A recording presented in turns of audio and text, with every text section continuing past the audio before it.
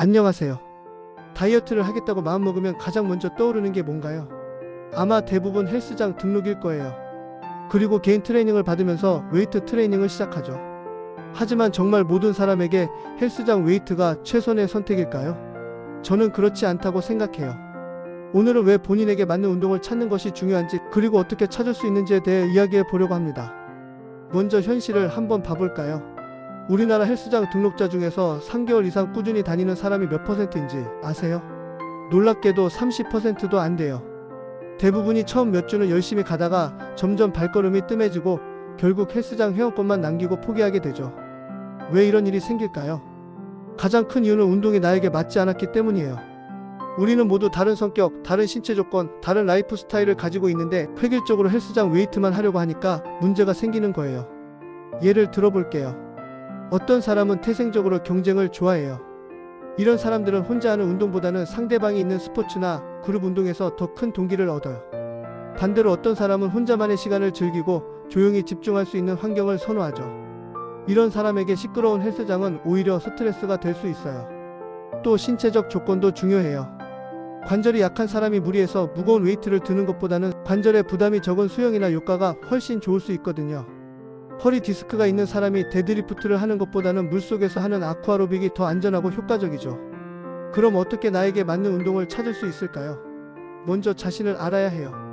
첫 번째로 성격을 파악해 보세요. 당신은 사람들과 어울리는 걸 좋아하나요? 아니면 혼자 있는 걸 좋아하나요? 경쟁적인 성격인가요? 아니면 평화로운 성격인가요? 규칙적인 걸 좋아하나요? 아니면 자유로운 걸 좋아하나요? 만약 사교적이고 경쟁을 좋아한다면 팀 스포츠가 좋아요. 축구, 농구, 배구, 테니스 같은 운동들이죠. 이런 운동들은 재미있게 할 수 있고 상대방과의 경쟁을 통해 자연스럽게 동기부여가 돼요. 반대로 내성적이고 혼자만의 시간을 즐긴다면 개인 운동이 맞아요.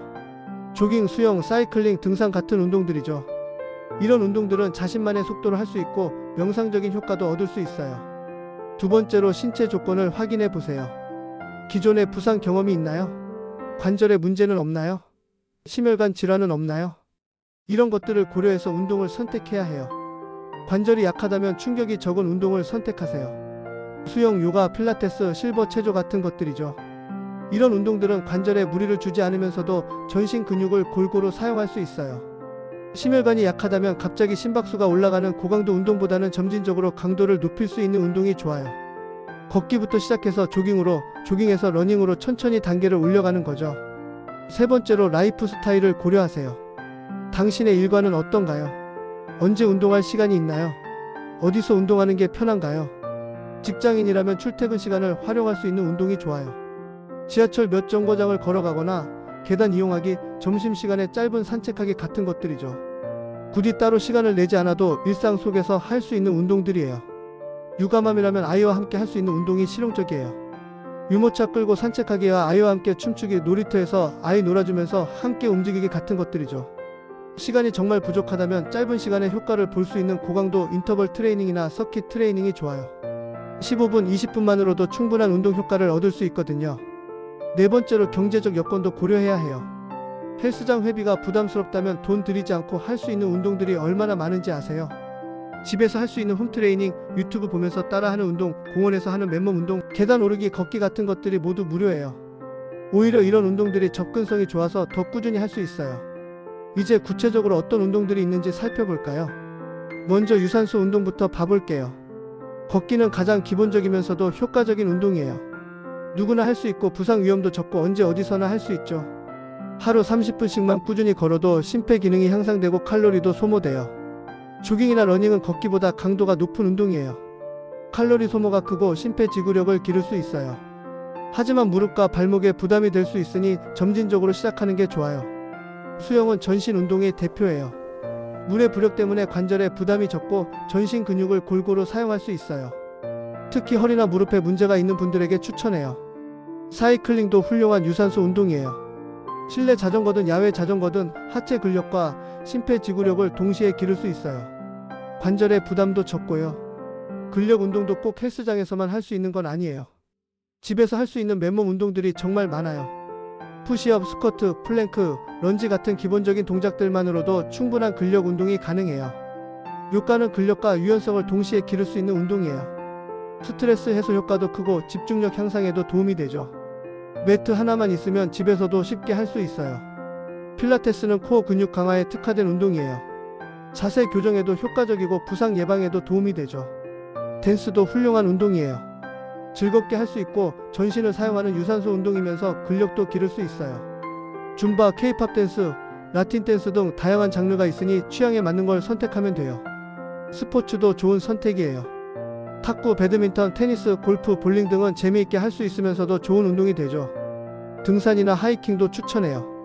자연을 즐기면서 할 수 있는 운동이고 심폐지구력과 하체 근력을 기를 수 있어요. 스트레스 해소 효과도 크고요.